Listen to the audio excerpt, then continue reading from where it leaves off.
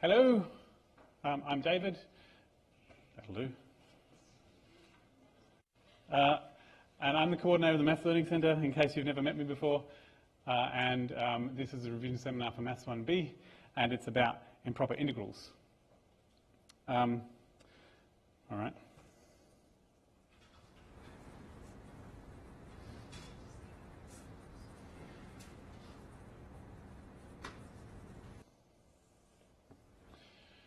Improper integrals finds its way into this course as an application of limits.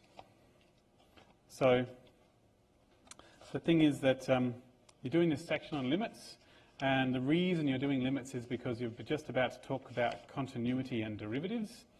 And because improper integrals come up elsewhere in later maths courses, and because they use limits, they end up in this bit in the course. That's why they're there. I tell you that because it's actually a good idea to ask yourself why something is in the course. You don't always know, but it forces you to find connections between it and the other things you're doing. So the only reason they are here is because they are limits. So, improper integrals are integrals where at least one end or the other, or both, the function isn't defined there. So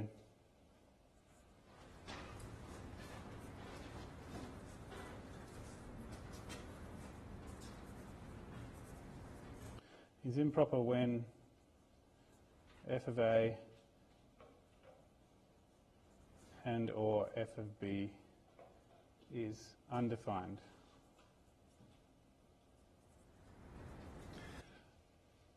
But the point is that it is sometimes perfectly reasonable to think of the area that you're calculating here, because this is an area, even though the function is not defined at that spot. So classic example might be I'm not actually going to calculate this because that's a bitch. But if I wanted to do this, for example, the integral from 0 to pi of sine x on x dx, it's not defined when x is 0. So sine 0 on 0 is undefined.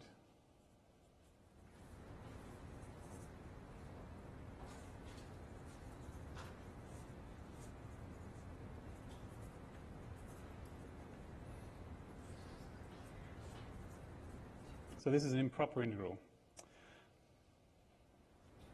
All right. So the reason it's going to work is that this function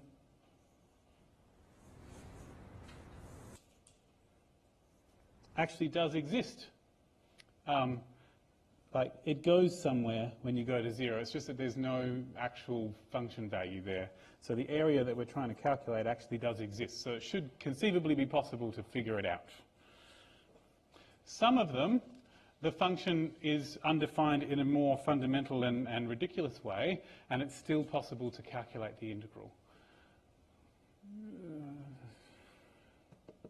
It might go to infinity at that spot, but it would still be possible to find the answer because it goes to infinity slow enough to still have an area. I'm not going to give you an example of a function off the top of my head because I don't know one, but it might be that your function goes like that, it goes up forever at that point,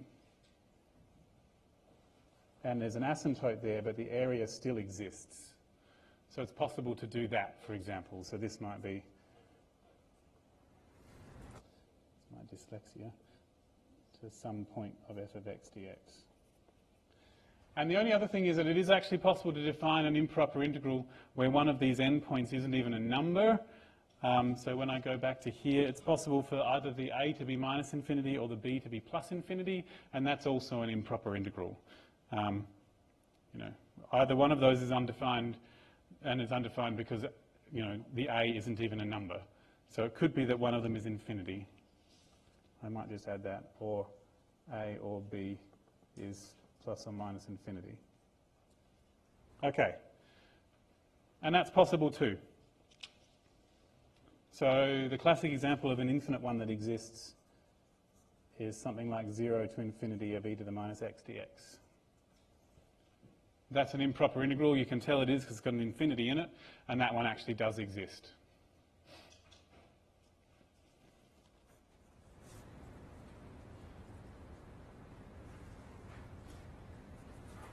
Like that. It goes on forever. Okay. That's the general idea. You'll notice something that I did there in order to try and just have a handle on what's happening is that I had a quick sketch of the function so that I had a feel for what the area is that I'm trying to calculate. And that's never a bad plan, to try and have a picture of what's going on here. Right. So, why don't I just pick some of those examples, Tegan?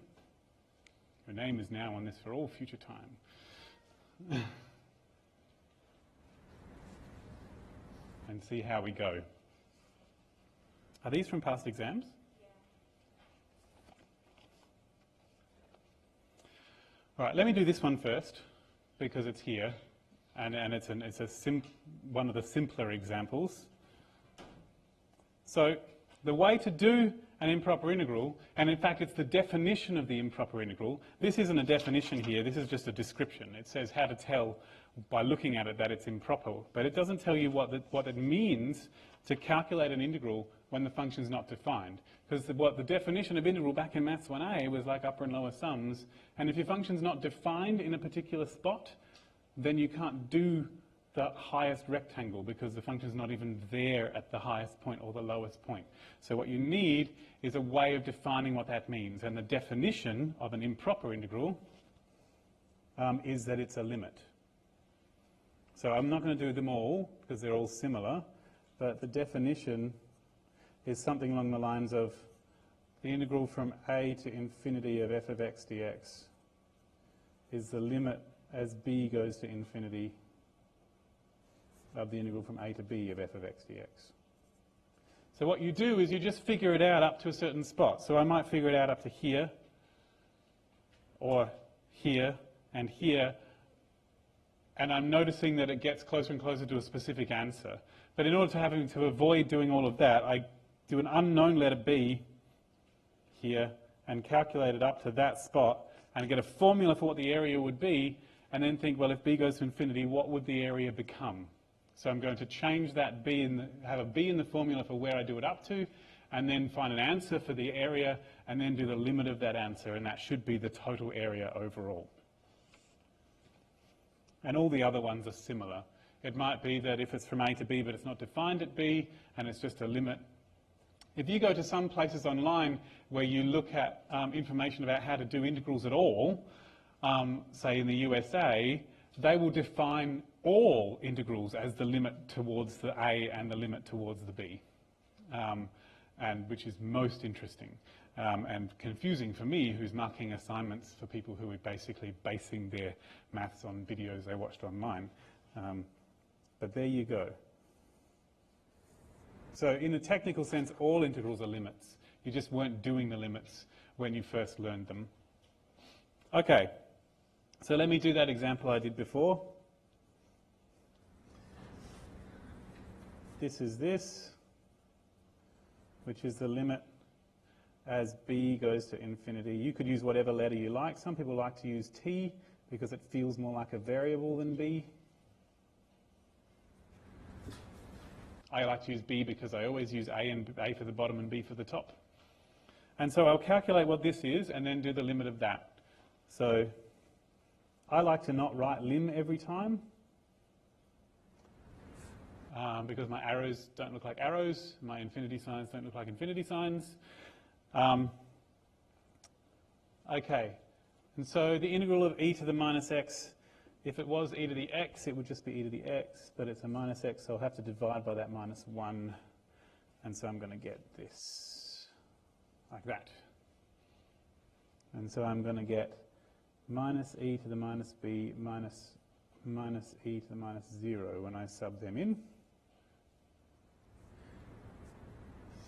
Get minus e to the minus b. That minus minus will be a plus, and e to the 0 is 1. Okay? So I've just switched the order and put the e to the minus b as a 1 over e to the b. The reason I've done that is because it's easier to tell what limits are if they're written as fractions. So I have trouble, I know that e to the minus b goes to 0 when b goes to infinity, but I have trouble seeing it. I can see limits if they're written as fractions, so that's why I write them that way. So now I need to do the limit of this. The integral will be the limit as b goes to infinity of this answer that I just got.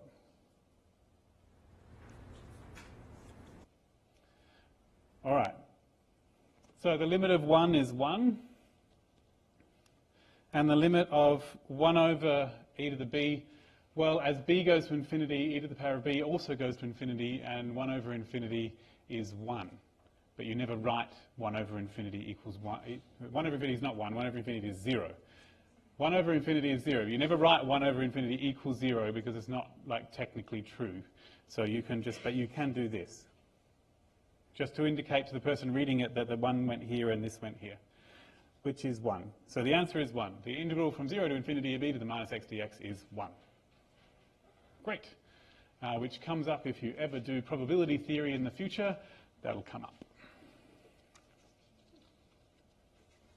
Also comes up with various Fourier series and damping and all sorts of interesting things. So I've been given here some interesting examples that we're going to try. Let f of x be equal to sine 3x over tan x.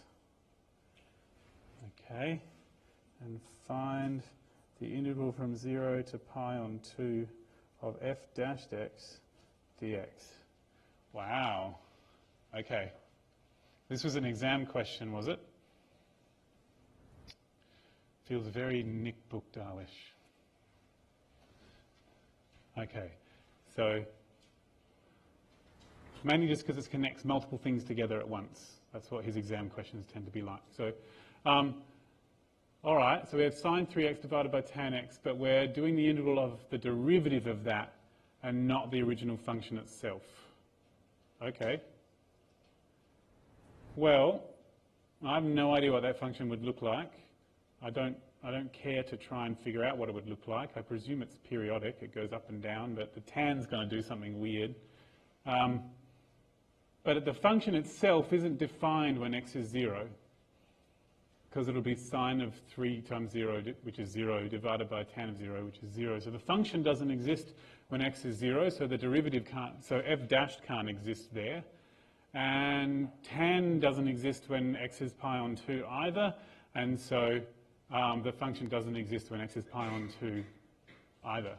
I mean, technically it's sort of 0 divided by infinity, which is presumably 0, but it's not really a thing, 0 divided by infinity, so it's not actually defined there. So it looks like I'm interested in this f dashed, whether it exists at these endpoints, but I'm not going to calculate what f dashed is, but I can know that if f doesn't exist there, then f dashed doesn't either. So I'm going to say that f is undefined when x equals 0 and x equals pi on 2. So f dashed x is undefined when x equals 0 and pi on 2 as well. And so we can say this is an improper integral.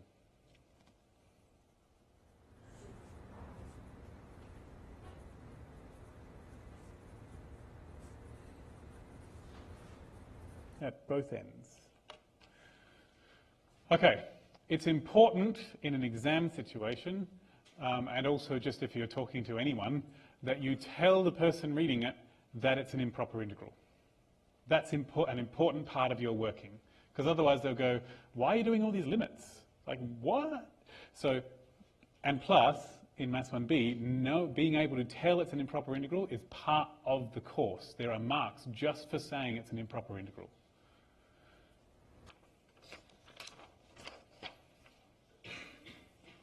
So since it's improper at both ends, we have to be a bit creative. We're going to have to do that limit for both ends. So you probably have to pick a number somewhere between 0 and pi on 2, and you can split your integral into two pieces. And one piece is going to do the limit going down, and the other piece is going to do the limit going up. So I'm going to do pi on 4. That's a perfectly good number between pi on 2 and 0. And it does have the advantage that tan of pi on 4 is 1, which is a nice number to be on the bottom of a fraction. So the integral from 0 to pi on 2 f dash x dx would be the integral from 0 to pi on 4 of f dash x dx plus the integral from pi on 4 to pi on 2 of f dash x dx. Like that. Okay, I've done that because it's improper at both ends. And so now what I'm going to do is that it's actually going to be the limit as a goes to 0 of a to pi on 4 f dash x dx plus the limit as b goes to pi on 2 of pi on 4 to b f dash x dx. So this one is only improper at the bottom, so I do the limit from the bottom. This one's only improper at the top. Technicality, I'm approaching a from above because I'm coming down to a. It's at the bottom of my integral. And I'm approaching b from approaching the pi on 2 from below. Yes, I should go back here. Oh, well, you can only approach infinity from below. Sorry about that. Let's approach infinity from above.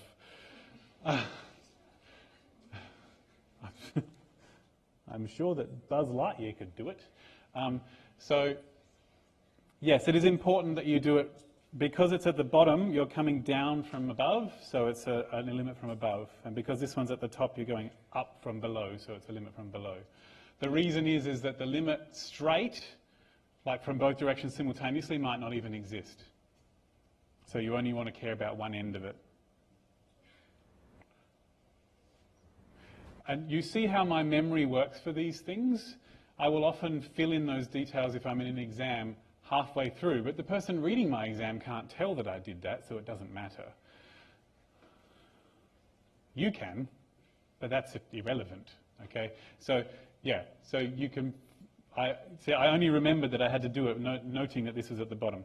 Okay, so I'm going to just separate my working into those two pieces because it's going to get messy.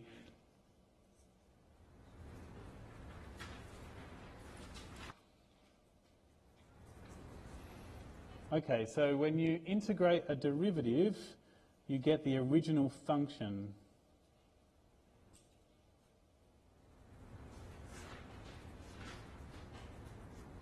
Like that. So this is f dash. When I integrate it, I should get what the original function was, which is this here. And so I guess I get this.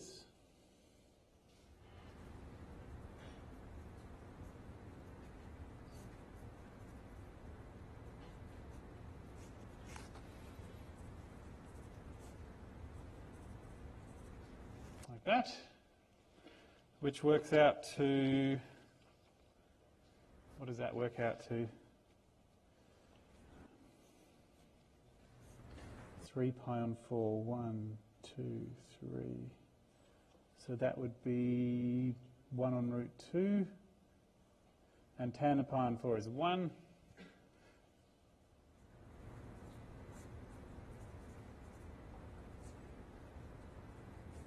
So that's what I get.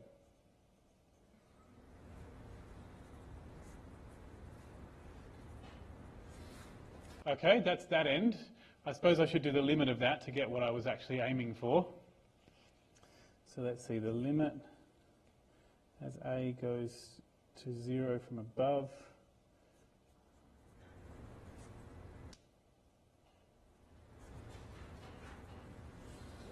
So I guess technically I really don't need to include the 1 on root 2 every time because that's just going to be a waste of time writing that every time because that limit's not going to change. So I might just, oh my good eraser's gone. All right. I might just leave that bit out, because I'm going to do the limit of everything later. Okay. Okay, so it is 0 over 0. If I do sine 3 times 0 is just 0, and tan of 0 is 0. So I could conceivably do L'Hopital's rule. I don't like L'Hopital's rule. I'm not a fan of L'Hopital's rule. My first instinct when doing any limit involving sine is to try and find the fundamental trig identity, fundamental trig limit. So let's see. See, my limits are going to get in the way again. I'm not even going to include this bit. Yep. Oh, even better.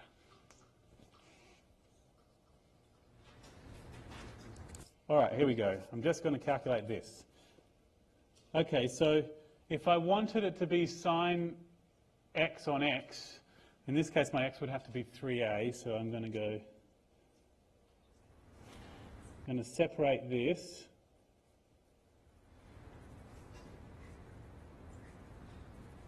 And tan would be sine on cos, so 1 on tan would be cos on sine.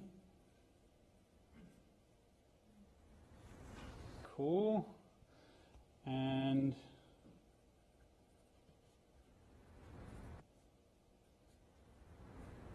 beautiful. So now I'm just going to put in the extra bits. So I need a 3a here.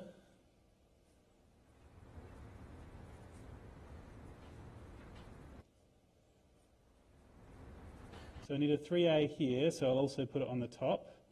And I'll need an a here, so I'll also put it on the bottom, so that they cancel out. Because my aim is to rewrite this, so I'm not allowed to change what it's equal to. Sweet! And they cancel, and we're good. So therefore the limit as a goes to 0 from above of sine 3a on tan a is 3 times 1 times cos 0, which is 1 times 1. Because the limit of sine x on x as x goes to 0 is 1. And the limit of sine x on x as x goes to 0 is 1, so it should work perfectly well if it was up the other way.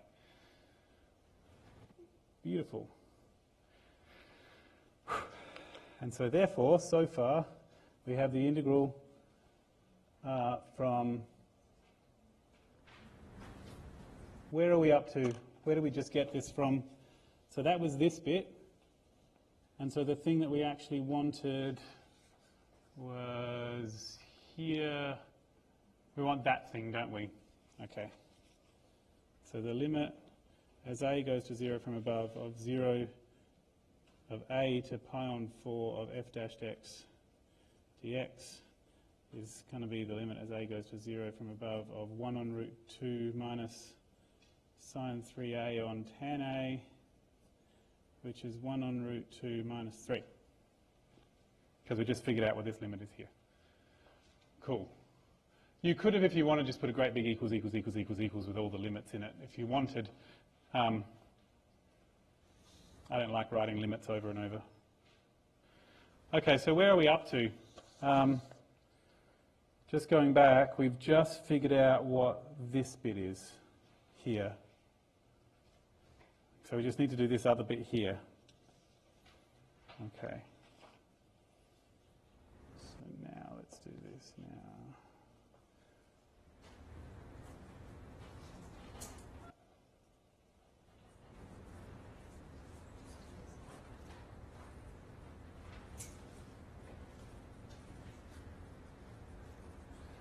So we can do that one.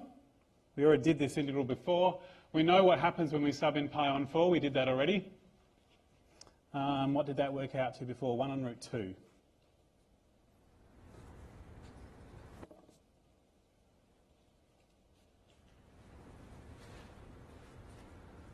So this one here is here because I did it earlier. I already figured out what happens when I subbed pi and... Oh, sorry, that's a b. That's an x. Sorry about that. Sometimes when I figure out when I'm getting close to the answer, I get too excited and don't put all the bits in. So already sub that in and got pi on 2. Sub in the b, we get that. So we're going to need to do the limit as b goes to pi on 2 of sine 3b on tan b. So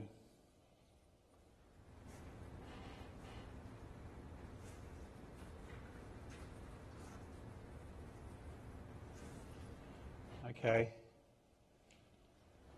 Whoa. It's like basically 0 on infinity, so it should be 0. The answer should be 0. So if I didn't have time in my exam, I would say this is of the form 0 on infinity. So the answer is 0. And they might not give me a mark for that bit, but at least I'd be able to finish it.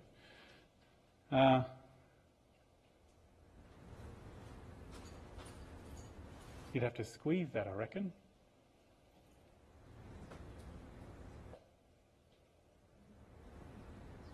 I'm not sure. My first instinct would be to rewrite the tan so it was easier to tell what was going on. So if b isn't pi on 2, I can rewrite the tan. So I'm just going to leave that. We already figured out what this was. Where was that? Oh, I'll just do it anyway. Do it again.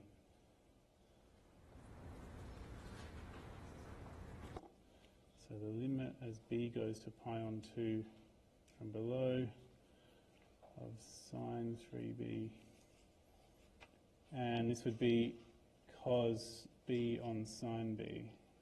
Yep. And all of those things exist now, so we should be okay. So every one of those limits now exists. So I can just sub it in.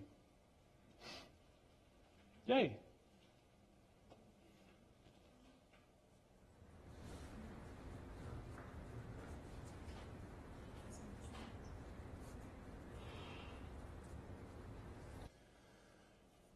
So 3 pi on 2 is there, and sine is -1 there. Cos is 0, and sine of pi on 2 is 1, which is 0. Yay! Beautiful. I didn't have to worry about any squeeze laws or anything. That's always nice. So the key is that even though tan doesn't exist when pi on 2, as long as you're not at pi on 2, you can rewrite it as cos on sine. So, great. So where are we up to? So therefore, the limit as b goes to infinity of pi on 4 to b of f dash x dx is now the limit as b goes to infinity of sine 3b on tan b minus 1 on root 2, which is 0 minus 1 on root 2. Thank you. It feels like infinity. Thank you. Yeah, that's bad. I'm going to read.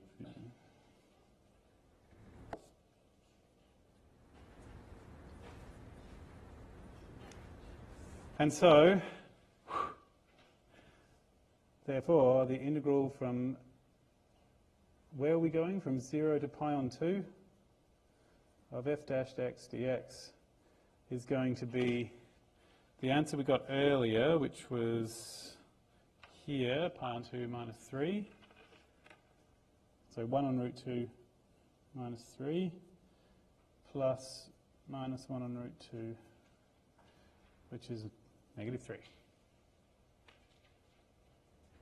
Which feels pleasant.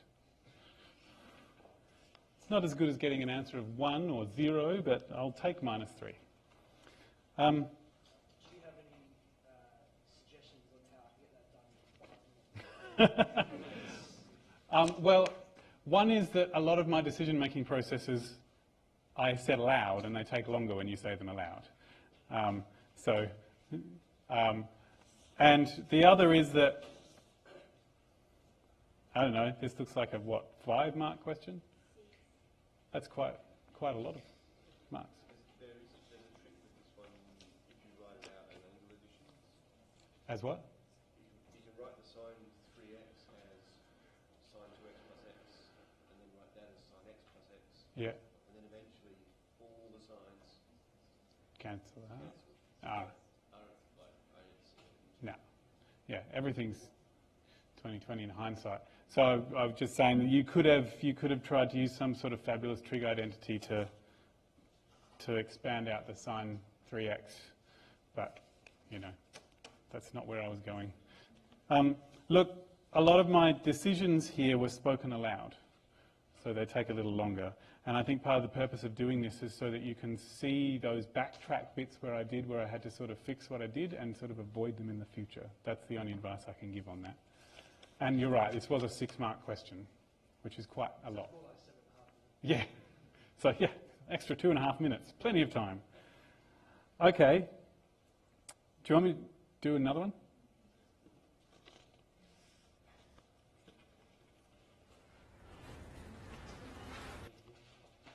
Okay.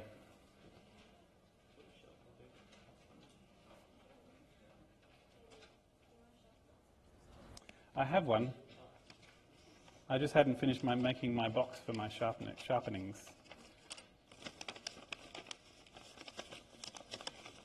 I love Maths 1B summer.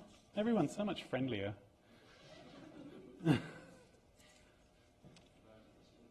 Sorry, those of you who are left. Okay.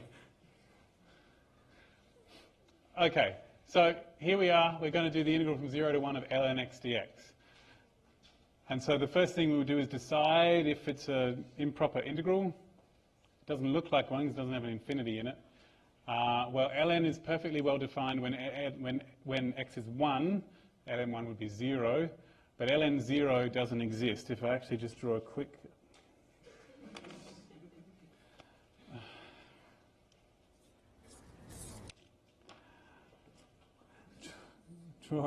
graph of ln, it looks like that. And this is the area we're trying to calculate, and it goes down forever, which is why it's an improper integral. So we can say that ln 0 is undefined. So this is improper at the lower end. I should say that this may or may not be correct terminology. You should probably just say an improper integral. But in your own head, you can say which end it's at. So, okay, cool. So I'm going to have to do a limit. So the integral from 0 to 1 of ln x dx is going to be the integral from a to 1.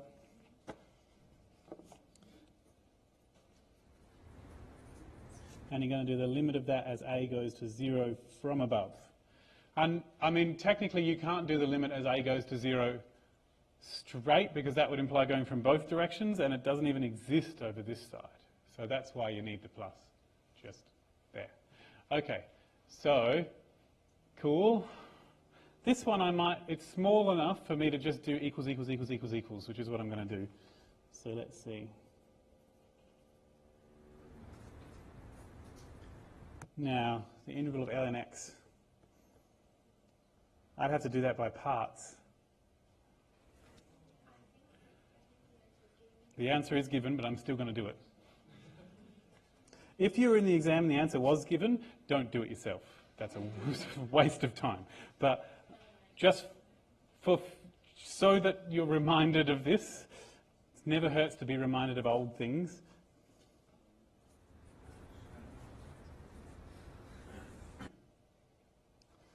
I could do this as a definite integral by parts, which I suppose is not the worst thing. So if I call that f and that g, well, there isn't a g, just a second. Beautiful. And then there'll be minus the integral of this. And I don't know how to integrate ln, so it can't be the one with the dash, so it must be that way around. Okay, so f is ln x, so I copy the f, and g dashed is 1, and so g would be the integral of that, so that must be x. And f dashed would be 1 on x, and g is still x. Okay, but these are definite integrals. That's the shorthand version of integration by parts. Some people are really experienced with it and they can just do it without writing the f's and the g's. I just don't do integration by parts often enough to do that. Okay, so we get ln. I'm just going to leave that like this, minus the integral from of 1, because the x's cancel.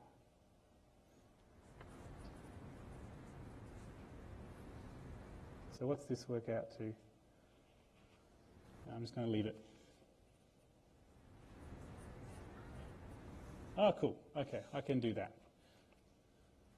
So we get ln 1 times 1 minus ln a times a minus 1 minus a. Now, ln 1 is 0, so that's good. Don't have any choice with that.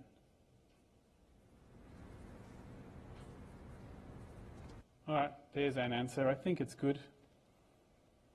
Cool. Well, I would normally expect it to have 4 terms because each part had 2, and like I had 2 pieces and each part has a 1 and an a, so I'd expect there to be 4 bits, but one of them cancelled out, so 3 bits is not the worst thing to turn up. So that's a quick check. That seems reasonable. I suppose if I was feeling in a aesthetic mood, I could do that. Okay, so that's where we are. We need to do the limit of that as a goes to 0.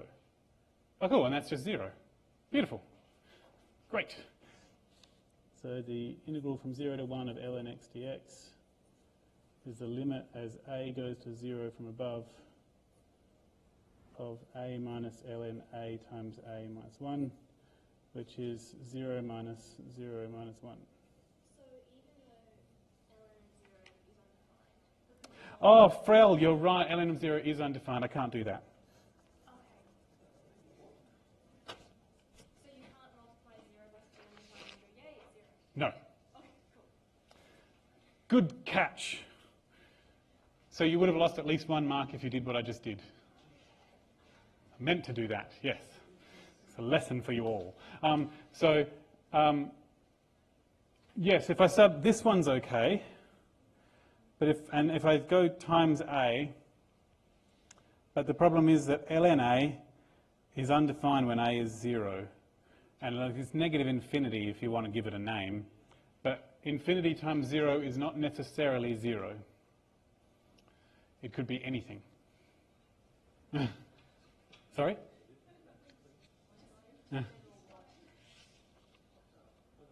Well, it's sort of like 1 divided by infinity is 0. And 2 divided by infinity is also 0. So if you rearrange those equations, you get 0 equals 1 times infinity and 2 equals 1 times infinity. So it could be anything, right? So that's why it's not a thing. That's why dividing by infinity isn't really defined. Yeah. Okay. Damn it. So this bit I'm going to have to do something with. All right. 0. I'm assuming this limit exists. Well, I might as well do it separately. Okay, so we're going to have to do this limit. This limit. So the limit as a goes to 0 from above of ln a times a is what? Aha. Can you Squeeze. ln a to the power of a and then just 0 to the power of 0 is not a thing. yeah, So if it wants to be 1, but it's not allowed to be. Well, getting there. So with limits, most of our strategies for doing limits are based on it being written as a fraction. Okay, so there's 2 strategies we have for limit. Well, there's lots of strategies. Most of them are about the limit being written as a fraction. And there's one which tends to be used for multiplications, and that's the squeeze law. I'd have to squeeze ln a probably between 2 things, and I just don't feel like it. So and it's not going to squeeze between anything because it goes to infinity. So squeeze law's not a go. So perhaps I should write it as a fraction. So I could rewrite this as a fraction if I did ln A divided by 1 on A.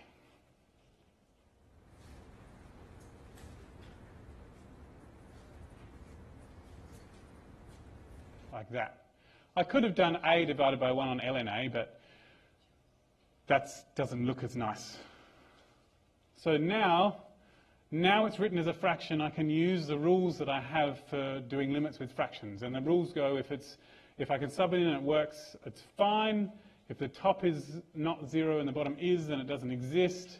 And if the top and bottom are both 0, then I can use L'Hopital's, but they're both infinity, so that's okay, I can use that. So this is of the form sort of infinity over infinity.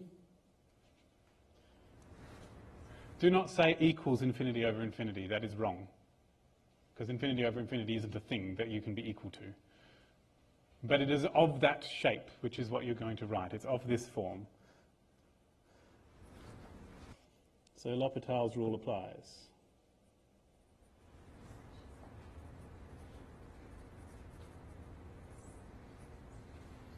That is not there. That was not a bracket, it was an L.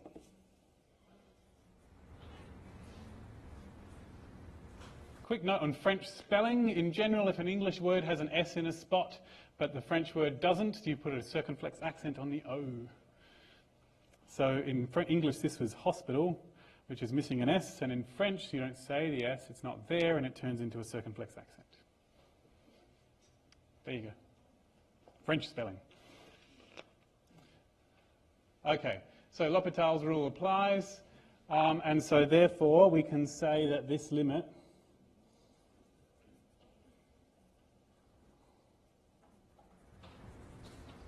is actually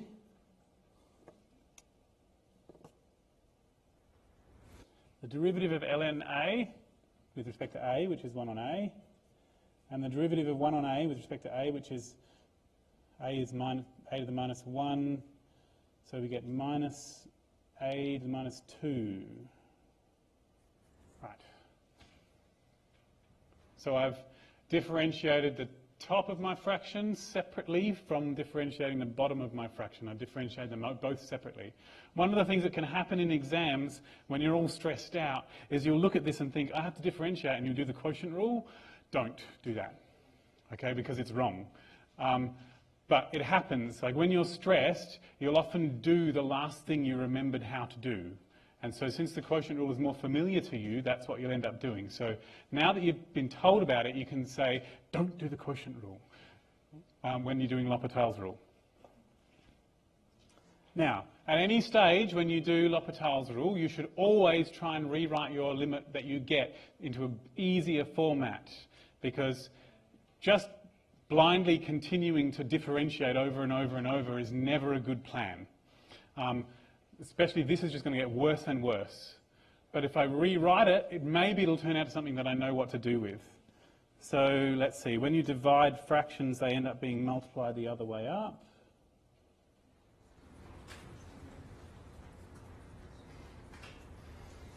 Which is just the limit as A goes to 0 of A, minus A, which is 0. Because the A squared cancels with the sum of the A squared cancels with sum of the A on the bottom. So it really is 0. Okay, so just a second. What have we just figured out? We've figured out ln A times A. That was this bit. Okay, so we can go, this is the last thing that we were trying to do when we went off into our limit here. So the integral from 0 to 1 of ln x dx was the limit as A goes to 0 from above of A minus ln A times A minus 1, which is coming out to 0 minus 1, which is negative 1.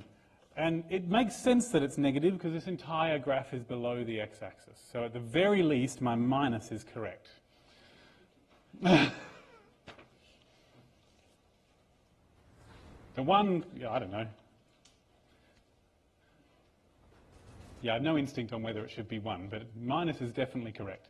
There you go. So these questions tend to take up a bit of space in an exam, and you'll notice something about these is that they do not just assess integrals, what they're really assessing is limits. In order to do this, I had to do L'Hopital's rule. I had to notice that L'Hopital's rule was the thing to do. That's a big bit of the course. So you'll often find in an exam that there won't, well, you only get to do it once. So lots of students, if they talk to each other, will notice across several exams that there will be an improper integral question and not a straight limit question, because the limits are part of the improper integral question. This first one that I did, that one back there, there was no straight limit question in there because this involved multiple limits. All right, I think that'll do for improper integrals. Just let me stop my video.